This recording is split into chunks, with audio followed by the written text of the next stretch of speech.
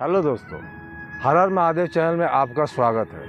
आशा करता हूं कि आप लोग सभी कोई अच्छे होंगे और एक नई वीडियो के साथ आपके सामने फिर से हाजिर हूं। आप यदि हमारे चैनल पर नए हैं तो हमें सपोर्ट करिए, हमारे चैनल को लाइक सब्सक्राइब कीजिए ताकि हमारे द्वारा बनाए गए वीडियो आप तक सुबह सुबह पहुँच सके। दोस्तों, 22 जुलाई को सावन का महीना लगने वाला है।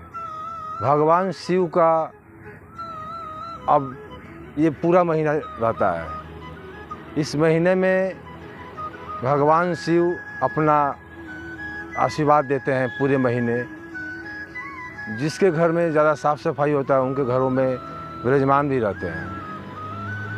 तो हम लोग भी अपने घरों में महादेव जी का स्वागत के लिए कुछ ऐसे काम करेंगे जिससे महादेव जी प्रसन्न होंगे और पूरे महीना आपके घर में विराजमान रहेंगे। कुछ ऐसे बातों का ख्याल रखना है आपको जिससे महादेव जी आपके घर में आए और माँ लक्ष्मी का भी प्रवेश हो, दोनों ही चीज़ों का। तो ऐसे क्या क्या चीज़ करना है आपको, मैं आपको स्टेप बाय स्टेप बताता हूँ। सबसे पहला बात, घर में यदि कोई मेहमान आता है तो सबसे पहले हम अपने द्वार को सजा लेते हैं, आगे साफ सफाई कर लेते हैं।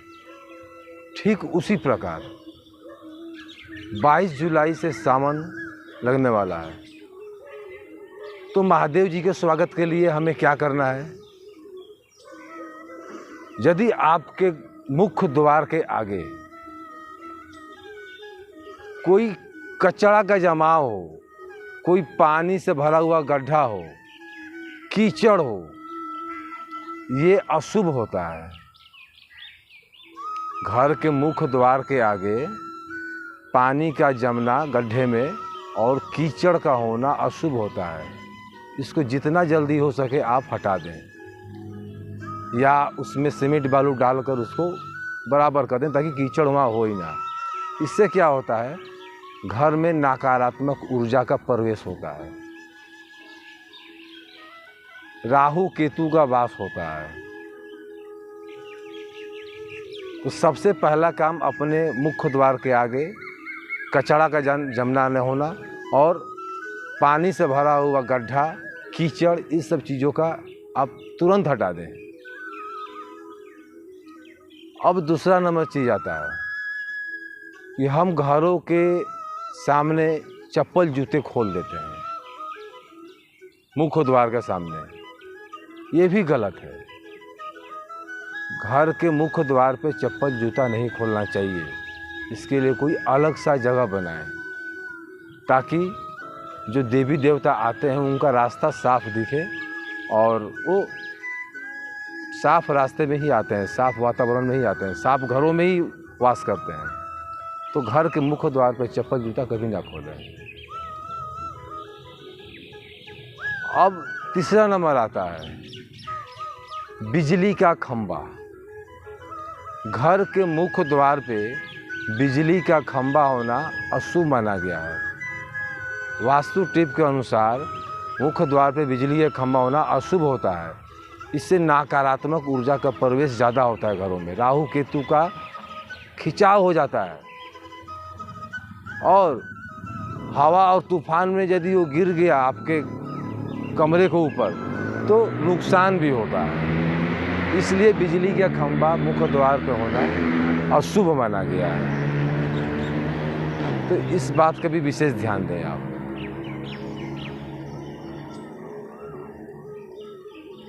और घरों के मुख्य द्वार के सामने सीढ़ी का होना भी अशुभ है। घर के मुख्य द्वार के सामने सीढ़ी नहीं होना चाहिए और घर के मुख्य द्वार के ऊपर छत पे कोई अन्य द्वार भी नहीं होना चाहिए। ये सारे वास्तु टिप के अनुसार ये गलत हैं। यदि आपके घरों में ऐसा है तो आप विचार करें कि इसको कैसे सही करना है। ये बिल्कुल गलत है। इन छोटे छोटे बातों को हमें ध्यान देना है जो वास्तु टिप के अनुसार बताया गया है। हम मानते नहीं हैं इस चीज़ को।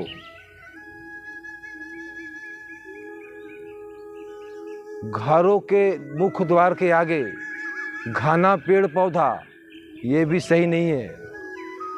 घना पेड़ पौधा से सूरज का रोशनी घरों में पहले जो पड़ता है वो नहीं आ पाता है। पेड़ पौधा लगाना बुरी बात नहीं है, घना पेड़ पौधा लगाएं, लेकिन घर के आसपास, घरों के मुख्य द्वार पर नहीं। दीवालों पर बेल का पौधा का लटकना ये भी गलत है। हम अपने घरों को सजाने के लिए घरों के मुख्य द्वार पे ही कांटे वाले पौधा लगाते हैं। वो पौधा जिसमें पत्ता ना होता हो, फल ना होता हो, फूल ना होता हो, सिर्फ कांटे ही कांटे होता हो, वो पौधा गलत है। आपके परिवार में चुभन पैदा करेगा, आपके रिश्ते में चुभन पैदा करेगा, दर्द पैदा करेगा ये पौधा। इसको तुरंत उखाड़ फेंकें। कांटेदार पौधा मुख्य द्वार पे नहीं होना चाहिए, बिल्कुल ही गलत है। जिस पौधे को तोड़ने से दूध निकलता हो, उस पौधे का होना भी गलत है मुख्य द्वार पे। मुख्य द्वार पे उस पौधे को ही मत लगाएं जिस पौधे को तोड़ने से दूध निकलता हो।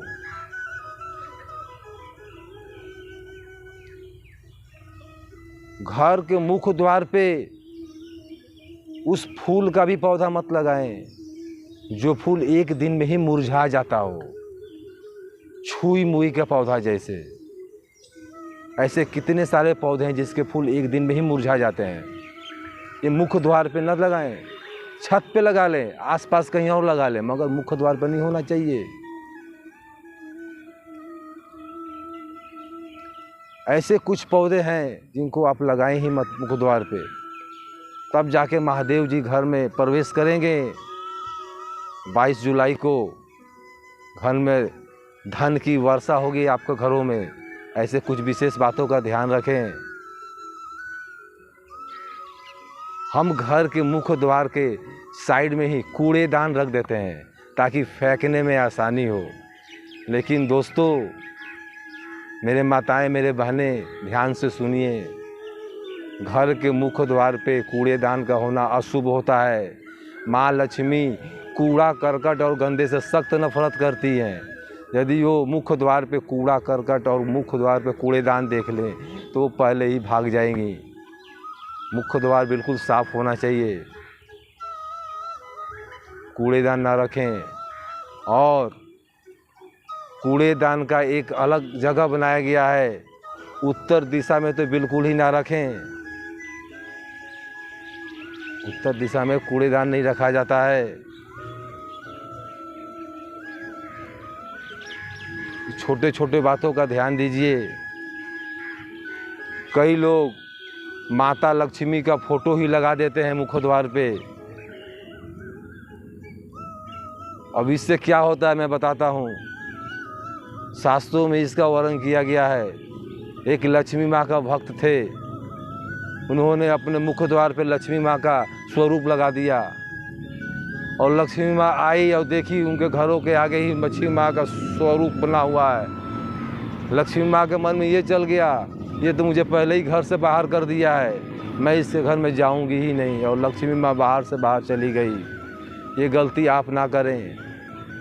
ये गलती यदि आप कर रहे हैं, घर के मुख्य द्वार पर लक्ष्मी माँ का फोटो, तो माँ यही सोचेगी कि ये तो पहले ही हमको घर से बाहर निकाल दिया है। ये काम ना करें। घर में लक्ष्मी का वास करना है तो लक्ष्मी को घर में ही जगह दिया जाता है। अंदर लक्ष्मी माँ का स्वरूप घर में होना चाहिए।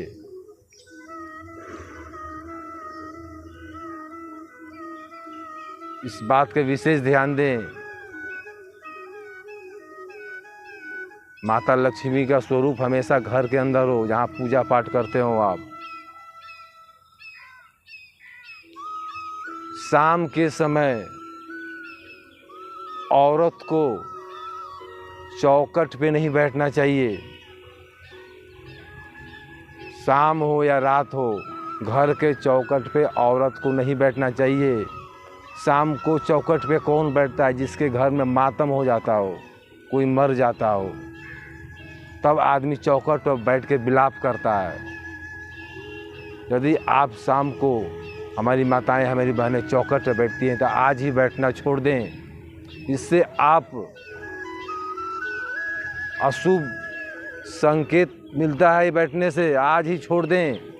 आप दुख को बुलावा दे रही हैं, दावत दे रही हैं घर के चौखट पर बैठ के शाम के समय। आज ही चौखट पर बैठना छोड़ दें। और घर के मुख्य द्वार पे बंदर बाल बांधे।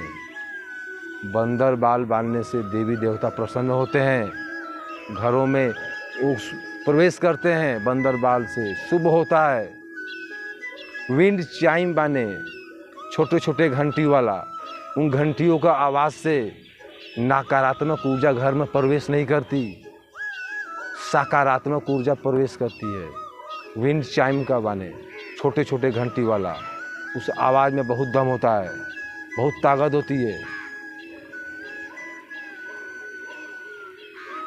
घरों के आगे साफ सफाई रखें,